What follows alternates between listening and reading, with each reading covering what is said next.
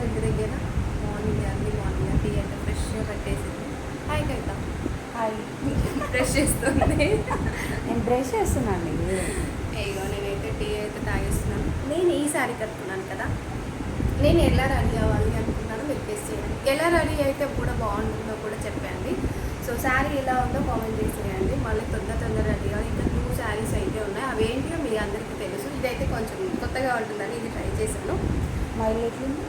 Super tea super, కానీ ఎక్కువ వస్తుందండి. గ్లాస్ క్వాంటిటీ అన్ని పెద్దగా ఉన్నాయి. నైట్ తిన్నది ఇప్పటికే అరగదు. నైట్ తిన్నది ఇప్పటికే అరగలేదు. అసలు ఏం తినలేదు, చిన్న పిల్లలు తిన్నది. అమ్మో, ఇంకా అరగలేదు తెలుసా. బ్రష్ చేస్తే ఇక బయటకు వచ్చేటట్టుంది, అందుకే మామూలుగా వేసిన బ్రష్. రైస్ వండిందండి, మేము వచ్చేది ఇద్దరమే, తను వేసింది 4గురికి వేసింది వంట. మీకు చూపిస్తా తర్వాత గిన్నె అది ఎలా ఉంటుందో. ఓకేనా, బాయ్ బాయ్.